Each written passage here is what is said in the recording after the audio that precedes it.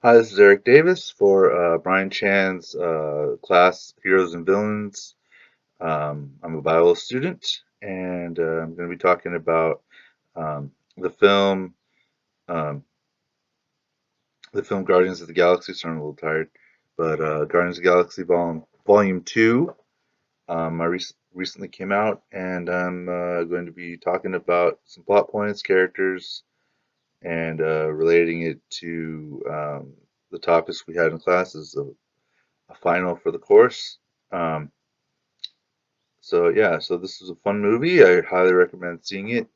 But uh, yeah, so it's not a traditional hero's journey per se because it is there are many characters that get almost equivalent screen time, and it's very lighthearted. It's not doesn't take itself too seriously, but it was a very well done movie, and the main character is Peter Quill. His superhero name is Star-Lord. This is all in the Marvel Cinematic Universe, full of superheroes. And this particular movie, if you're not too familiar, this is basically, some people call it Space Avengers, and so it's set in space, and there's a lot more. There's not just humans. Human values aren't necessarily valued up here. It's more of like it's more existential, it's more relativistic to each individual or group of people that can come together to work together. And the Guardians are one of them. Most people are just kind of out for themselves, but the Guardians, they're kind of out for themselves too, but they occasionally save the universe too. And Peter Quill, his main thing is finding his father. He was taken from Earth as a young boy during the 80s. That's one of the big things for this movie. It's like kind of a nostalgia for the 80s. There's a lot of like throwbacks to like that kind of visual style and the soundtrack especially. But so he meets Ego, who's the villain. It's not obvious that he's a villain at first because he seems like a nice guy.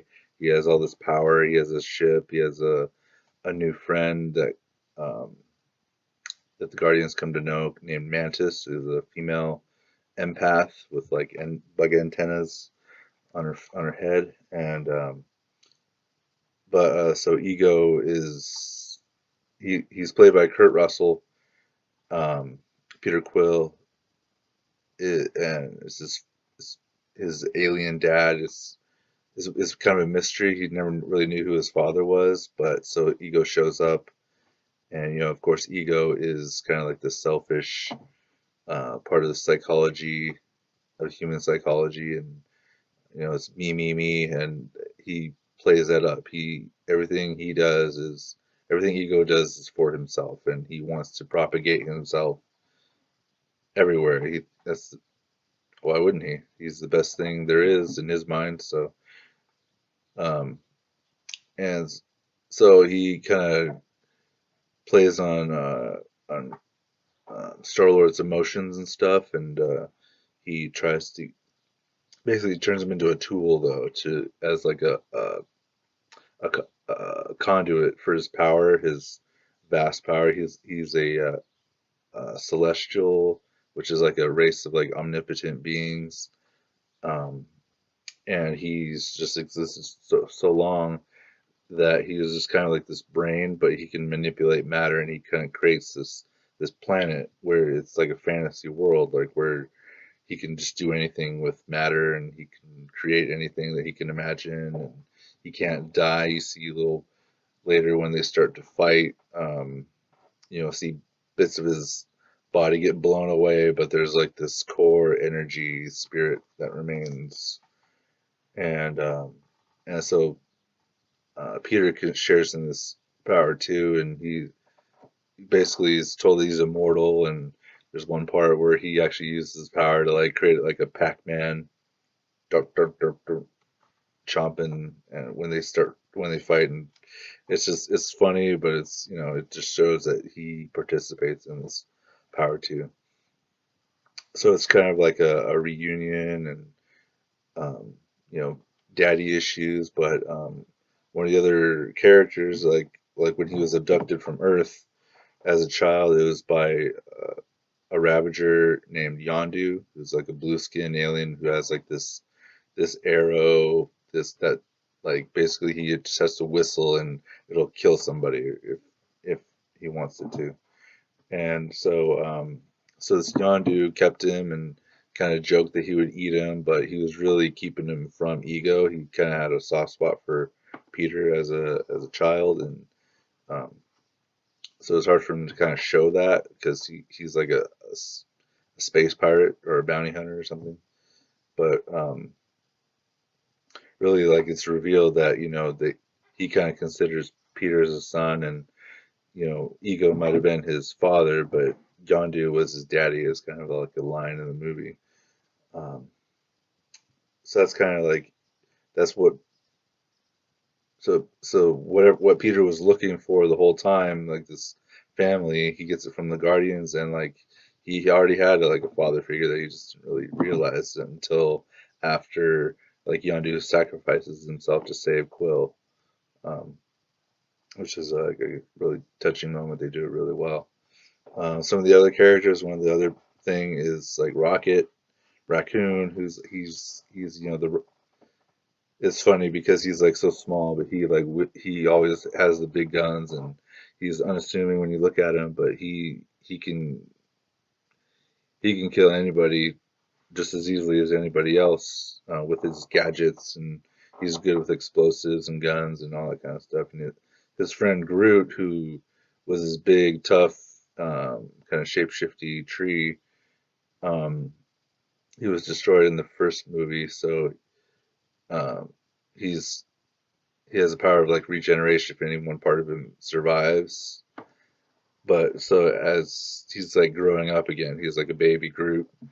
Probably seen the commercials, but so Groot is kind of like growing up. But Rocket, his story arc is kind of like coming to terms with um, feeling like an outsider, and like he just does what he wants, and that is kind of like a popular mindset that people have today. Like just do what you want if it feels good, and Rocket does that, and Ego does that too. But it's when you take that selfishness and um, and it starts to affect the people around you, the people that care about you, that have your back. If your selfish desires are trying to destroy other planets, other people, you're interfering with other people's kind of right to do their own thing, then that's a problem. That's a huge problem because nobody,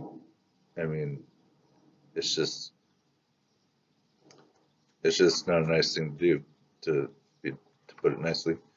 Um, and so everybody, there's Gamora. She's like the love interest. They talk about it, but they don't. It's like this tension between Star Lord and Gamora. She's like this green skinned warrior, and she has this relationship with a blue skinned female, another um, Nebula, and she is kind of like a shapeshifter in that she um, is kind of like been antagonistic toward the Guardians, but she is really toward her sister. Like they have this competitive relationship. They're both adopted daughters of Thanos, who we don't really see directly, but like Nebula talks about how they Thanos would pit them against each other, and every time Gamora won, he would remove a part of Nebula and replace it with a machine to try to like improve her. It was like cold and loveless, and just totally about Thanos's everything is a tool to Thanos in his quest for power and domination over everything. And Drax, he is another character that I would actually classify as a sage because he's so blunt and honest, and he just I don't know. It's just like shocking how, but it's like he comes across as like words of wisdom, and just like out of everybody in this group, everybody's is both trying to do their own thing, but they're kind of like insecure about themselves and how they come across. But Drax, he has no problem just being himself, even if it's offensive, and he just has like no filter. He talks about like the it's like a holiday tradition for him to hear about how his dad impregnated his mother with him. It's like a racial, like he's an alien, and everybody's like, oh, that's so gross, but he's like, man, you humans have hang-ups. It's funny because it's like people can't just accept things for what they are, and that's um, so yeah. There's a so a big part of this movie is like kind of fantasy versus reality. Ego on this planet, like anything can happen, but it's total selfishness, and it's just to such a degree that it's abhorrent even to other selfish people like who can't participate in it. It's like just for ego and for Quill, but nobody else, and it's not even that good for for Peter in the end because ego's just trying to use him to every good thing is just a tool to for ego to be satisfied, and everything else is expendable. But the reality is that you need people in your life. That love is um, and that's the thing that ego was willing to sacrifice love for himself, but love and the family bonds that the Guardians have, that the Ravagers have with each other, it's more like a comradeship. But those are the things that matter and what other people think of you. If you don't care what anybody thinks about you, then nobody's gonna want you around, and you're just gonna be alone. Ego is fine with that, but Rocket struggles with that. But in the end, he chooses his friends, the Guardians. And he kind of accepts them. Um, he puts aside his his mischief, at least for the time being.